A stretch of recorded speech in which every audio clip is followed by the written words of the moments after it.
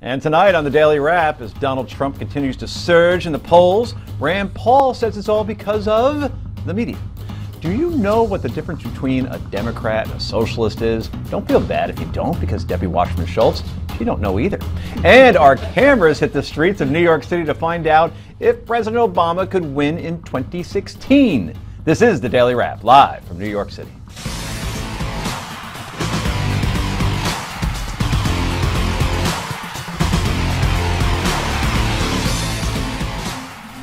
And welcome to the show, everybody. I'm Joe Concha, joined by my co-host, Rick Unger. Are you a Democrat or a socialist?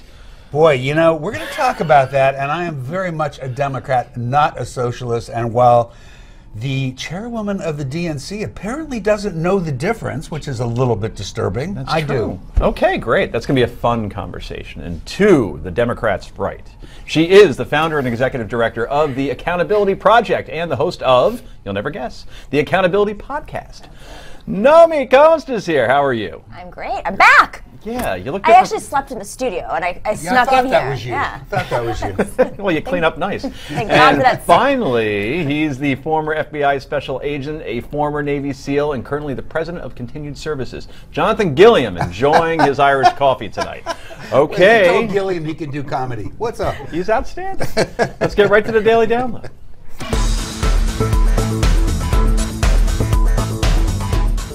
Mexico is sending, people are coming through that border from all over the world. They're coming through the border. We have a porous border. We have a border where you can just walk right into the country. And you can't do that. To have a country, you have to have a strong border. You have to have a really strong border. And this has to stop. What's going on now has to stop. Who will build the wall and how will it be met? I will build the wall, and Mexico is going to pay for it, and they'll be happy to pay for it because Mexico is making so much money from the United States that that's going to be peanuts. And all these other characters say, oh, they won't pay, because they don't know the first thing about how to negotiate. Trust me, Mexico will pay for it. That message, and that hat for that matter, seems to be resonating with Donald Trump's supporters as he continues to get rewarded in the polls.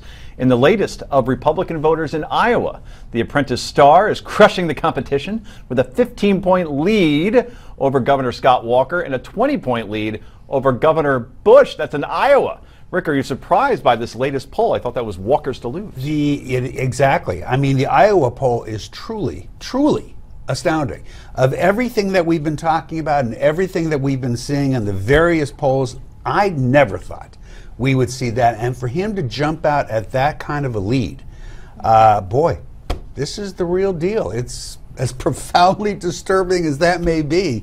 It's the real thing. Wow. Naomi, do you think we're looking at a President Trump now at this point, based on these polls? No, I don't, but I think it's so interesting. I mean, this is just, I get excited watching him. It's like a really good reality show, or it's like you're seeing basically the institutions of the United States collapse, and you're like, what's next? I'm waiting for it. But the reality is that we're still, several months away from a primary, and he still doesn't have an operation set up in Iowa. That's the issue. That's the thing. He doesn't have any grassroots there yet. Maybe you don't need them, no, Jonathan, you because social media and just the way information can be traded these days. I understand you need a ground game. Maybe you just don't need it door to door like you used to. Well, first off, let me just say I love this panel because I could disagree with everything you say, and 50% of the audience is going to love me.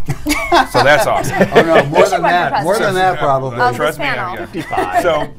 But what I find interesting is that when the liberals and the Democrats describe Donald Trump, they really do describe it like you said, that the things that he says, it's exciting, but he's never going to be president. And I think the way he's building this and getting the attention that he has, if he turns around and becomes presidential instead of the normal Donald, I think we may actually see something that's if he could do that, pretty incredible. I actually agree with that. If he could do it. Well, we got to remember he's never had to, and he's a salesman. He's the greatest salesman that there is. Right now. I do want to say this about that. Nomi made a great point. Here's the problem in Iowa. It is not a go to the poll and vote state. It's a caucus state. Right. And you only win in caucus states when you have the most effective ground game. Now, that's not to say that Donald Trump can't buy one. He's got time. Right. He could possibly do it, but he's going to have to move away from the way he's been campaigning and actually get into real hardcore street politics. Do you think he's surprised at how well he's doing? I know he's full of confidence, but he probably couldn't, in his wildest dreams, think he'd be doubling or tripling a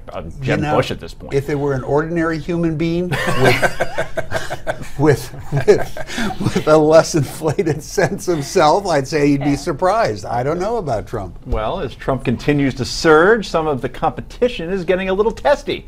Here's Senator Rand Paul on CNN. The latest Quinnipiac University poll has Donald Trump, look at this, at 20%, Scott Walker 13, Jeb Bush 10. You're down with 6% with a few others. There you see them. Why is he doing so well right now, Donald Trump? Television works, Wolf. If you would give some other candidates time from 8 in the morning till 8 at night, all day long, every day for 3 weeks, I'm guessing some other candidates might rise as well.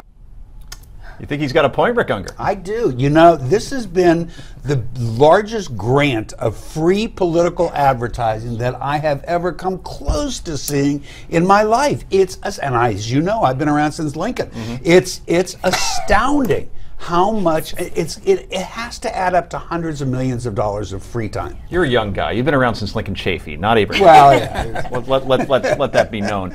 Look, what's amazing about all the attention that he gets, in the past you might have 8, 10 candidates. He's competing against 16 and is still able to take it away from all those other candidates. Is it just what? Why? I get he's interesting, but give me something more. Clearly he's interesting. I think that Rand Paul is jealous. And you know, as a candidate, you have to have a really smart messaging machine. And Trump has put all of his eggs in one basket. He happens to be very famous. And that's why people like to accomplish things before they run for president, because that carries with them into their presidency. Now, I think that the goals are different here. You know, Rand Paul, I think he really wants to be president, and I think he actually thought he had a chance. Donald Trump, I really believe that he's running for president to make money. And I think that even Hillary Clinton is running for president. I do have to say this, though. I'm going to jump in ahead of Jonathan. One thing I'm going to say, for a long time we were saying that his success was about name identification, name recognition. I got to tell you something. 30% of Republican voters in the state of Iowa don't watch The Apprentice. Right. So it's not just about name recognition anymore. No, I think what it is hashtag personality. And I think Rand Paul would really, and the rest of these people would go along a lot further if they realized that Donald Trump's personality is one of the things that is pushing him up in the polls. The rest of those individuals running on the Republican side are cookie cutter personalities, and they haven't stepped out. They're too afraid. They don't want to go out because they're all politicians. Donald Trump's a businessman, so if he loses, he goes back to making money. With Rand Paul, you know, especially the slap in the face that he got from the, you know, awesome reporter. I like Wolf Blitzer a lot. The question that he gave him was, you know, you're down. What do you think he's doing right to go up? And, you know, I mean, that was like, so gee, should I get on TV more by insulting journalists? Like, that's a way to win more media. Yeah. Many are cautious. Trump is candid. That is the way I'll transition to this next bite. And boy, it's tremendous. Donald Trump speaks his mind, as we were just talking about. Obviously, potential supporters like that. Mediaite, great spite, found this classic clip of Trump on Larry King Live back in 1989. Do you mind if I sit back a little bit? Because your breath is very bad. It really is. Has this ever been told to you before? No. Huh? Okay, then I won't bother. No, actually, That's how you get the edge. So you get the edge. Okay. So, as you know, I think you know this, Larry King used to smoke while he was on the air. Yes, he did. And that automatically leads to, you know, bad breath. Altoids didn't exist. Well, let's talk about what's really important there, though. Yeah. Donald Trump's hair looked like it hadn't come to life yet. It wasn't a living, breathing creature. That's true. Yeah. But isn't that tremendous? I mean, you were cracking up. Yeah, no, it's great. I mean, Donald Trump knows his brand. He knows that as long as he's bombastic, he's honest and speaks from the gut. Like, he's been this guy since he was 18 years old and he was profiled in the New York Times. Yeah. I mean, he knows his brand. The other politicians don't know their brand yet. And so they're trying to be conservative one day, they're trying to be in the middle another day. Just own it.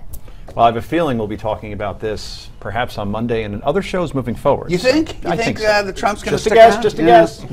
Well, big media and critics say Donald Trump isn't prepared to take over the White House. Well, many, 30% in Iowa, say he is. In fact, he wrote a whole book outlining exactly what he would do as president. It's called Time to Get Tough. The bestseller details Donald Trump's plan for our southern border, China, terrorism, and much, much more. If you want to learn more about Trump's plan, check it out or go to newsmax.com/TrumpBook to get your free offer. That's right, you can get the best-selling book, Time to Get Tough, for free. Go to newsmax.com/TrumpBook. More Daily Wrap in just a moment.